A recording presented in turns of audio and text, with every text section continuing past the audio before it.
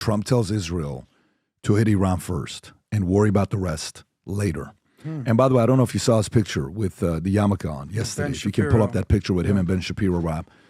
While campaigning in Carolina, Donald Trump urged Israel to strike Iran's nuclear program first. Rob, do you have this clip? Is this it? Go ahead and play it. Go for it. I listened to Biden yesterday. You know, since I went under the wing, I used to go under the wing of the aircraft. Nobody ever did that before. I did. All of a sudden, Biden started. But he only takes like a half a question. Usually can't answer it. But they asked him, what do you think about Iran? Would you hit Iran? And he goes, as long as they don't hit the nuclear stuff. That's the thing you want to hit, right? I said, I think he's got that one wrong. Isn't that what you're supposed to hit? I mean, it's the biggest risk we have. Nuclear weapons, the power of nuclear weapons, the power of weaponry. I rebuilt the entire military, jets, everything. I built it, including nuclear, and I hated to build the nuclear, but I got to know firsthand the power of that stuff, and I'll tell you what, we have to be totally prepared. We have to be absolutely prepared. But when they asked him that question, the answer should have been, hit the nuclear first and worry about the rest later. And that's what they should. That's what if they're going to do it. If they're going to do it, they're going to do it. But we'll find out whatever their plans are. But great question. Thank you very much. Where was this speech and when was this speech? It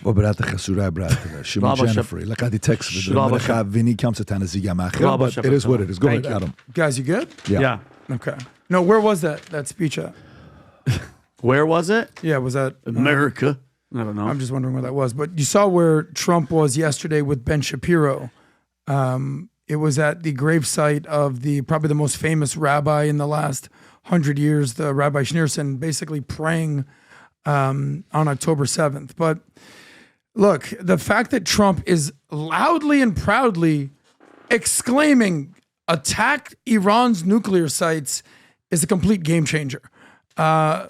Is that something that could potentially even happen? Because we know yesterday was the 1-year anniversary of the October 7th Hamas attack on Israel and everything that's basically ensued since then. But what started off as just Israel in a war with Hamas, 1 year later, we're having a conversation.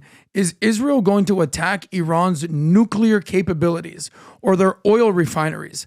And the reality is, as of last week, Iran sent 200 missiles into Israel. By the way, the first attack I think that happened in the spring was the first time that Iran has directly attacked Israel, and then Israel basically responded. Iran went again because this is Hezbollah with Iranian arms. It wasn't Iran launching them. No. It was Iran, from Iran. Hezbollah, Iran. Yeah, no, they launched it from Iran. What's my point? Is that we're waiting on Israel to respond. Like, if history is going to teach us anything, the last time that Iran sent missiles from Iran into Israel, Israel responded. And now Iran did it again. So we're literally waiting on Iran's response. I'm sorry, on Israel's response. Now, where will they go after? The oil refinery, the nuclear capabilities, or will it be a tit-for-tat thing? But, Pat, in your perspective, has the Iranian regime ever been this close to being dismantled since 1979 if Israel attacks their nuclear capabilities or their oil refineries? I thought Netanyahu was going to make a statement on Sunday. I thought on Sunday Netanyahu was going to hit Esfahan. I thought he was going to hit Abadan. I thought he was going to hit those two places on Sunday as a 1-year anniversary statement to make. Because, again, my opinion, if you're this far in a fight, if you go this far in a fight and you back out, why'd you go this far in the first place? It's my only question I got. If you're saying Israel or Iran going this far? Again, I said this the other day, if you're in a bar fight, you take out a gun and you shoot once at a bar, and these other fighters and gangsters are over there, and you shoot one shot at the bar, and you break a bottle of Louis, whatever, a whistle pig. You're like, okay. What are you doing? And then you get out. I'm going to go home. Yeah. Bro, those 5 guys are coming after you in the next 24, 48 hours. Yep. What are you doing? Finish the job. If you went in, again, I'm not telling him what to do.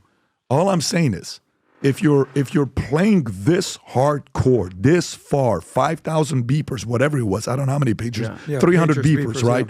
At 3:31, all explode at the same time, and you saw the videos, and you're using this method of madness on the levels you're going, and Nasrallah gets killed.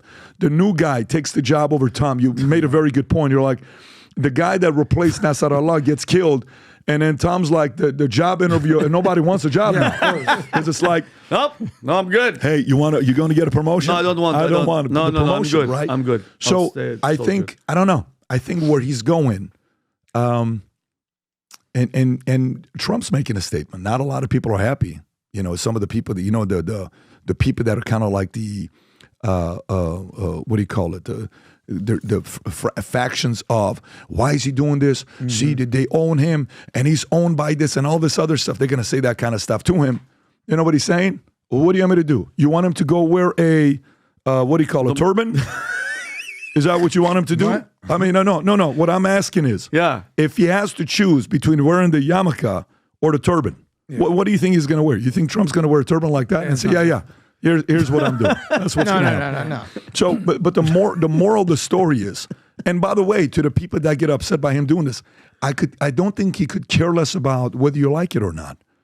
He's making waves on defending America, making sure who loves America. That's the decision he's making. Very simple.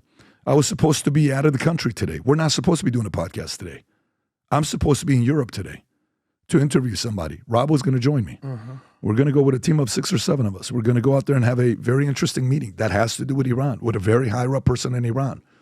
And last minute, they wouldn't let him and his 25 security members leave. Because originally I was supposed to go to Iran to interview this person. And they called me and they said, you won't be safe if you come here. Jeez. We're going to go there. We had the conversation. But there's a lot of tension there. And I would like to see that place be in peace because there are a lot of families that are being affected by this, man. This is, we can all debate. And I like the way that guy debates and he got you and you got him. And that's great. When it comes down to people dying, there is no winning in the debate. It's about families. It's someone's kids. It's someone's mother. It's someone's father. This is nasty what's going on. And I'd like for the whole thing to stop. And we have some peace. And we don't have that right now. So I understand what he's trying to do and the positions he's making. But I think Netanyahu, if he's fully committed, he's got to go and, finish his job. If that's what was your vision, I'm surprised he hasn't yet. And I'm surprised he didn't do it on the 1-year anniversary because that would have been a statement to make. But maybe it's a way of him being unpredictable on when he does it. Well, I don't know. think the Ayatollahs who have basically lost billions of dollars over the last couple months, I mean, everything that they funded, the Hezbollah, Hamas, the Houthis, have been dismantled. I mean, talk about ROI and investment time return, ITR. Iran, all the money they spent has basically just been dismantled. Now Iran is basically sitting there almost sort of like this is psychological warfare at this point, waiting for, like you mentioned, Netanyahu to respond. Yeah. And they will, Pat. And they will, meaning what? Israel? They're going to respond. Oh. If you're using history as a lesson here. But if you've gone this far, if they attack I see what you're saying. Like when you're basically saying, when are they going to do it? I'm basically saying they're going to do something. Listen. It's just a matter of when. And Pat, they're not just going to let Iran shoot missiles and be like, "Yeah, cool, we'll take it. Thanks, buddy." And not to go on a tangent because he said Houthis. This is reminding me. Remember the Russian arms dealer, the merchant of debt that we released for Brittany Griner? Yeah, he's just found there. He's selling arms to the Houthi rebels and attacking. And I'm not laughing at it. I'm just saying we gave them the merchant of death. Guess what he's back to doing? Selling death. Yeah, just but FYI. hey, he was an arms dealer and he's back in business. Why is this a surprise? But guess what? We saved the WNBA. Yeah, Tom. exactly. At least that's we got what WNBA we needed. back. We got Brittany Griner, whatever that person is now. And let me give you guys an update here about election night. So election night, that's coming up November 5th. It's going to be the biggest party in the country, minus the one that Trump and Kamala host together. I have 4 guests that I'm announcing that are now going to be at the election night with us. We're going to have some of the old timers that are coming back. So those guys are going to come back no matter what. They'll be with us while we go live on the podcast from 7 p.m. to 2 o'clock in the morning, maybe even later. It's going to be one of those marathons. And by the way, it's so awesome seeing other people who are business podcasts are now saying, we're going to host a live event as well. No problem. We like to lead people. We're leaders amongst leaders, and it's exciting. But ours will be a kick-ass event that we put together here. Here's who's going to be here with us. You got Brian Callen will be here. You got Sammy Gravano will be here to give his take from a mob's perspective. You got Michael Francis that will be here. You got Dave Smith that will be here and many other names, but I'm going to drop it to you every podcast who else is going to come here. So don't be the person that's waiting till last minute when this thing sells out and then you're saying, but I couldn't get a ticket. By the way, the super VIPs will get a chance to meet all the speakers. Why? Because all the super VIPs will be going there to eat. So watch this video, Rob, put it on 1.25, and then we'll get into all the stories. Here's a new building and where the party will be held at. Go ahead. I got a big announcement to make. Property I'm on right now. We've been working on buying this property for the last 3 years.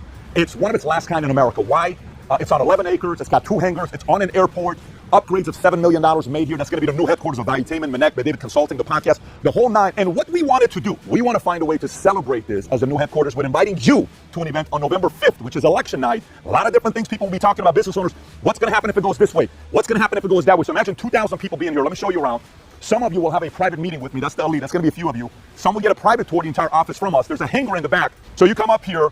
Imagine there's going to be a couple major tents, 40 feet by 100 feet, where some of the people that are buying general tickets will be there. But over here inside the hangar is where the podcast will be held. This entire thing will be open like it is right now.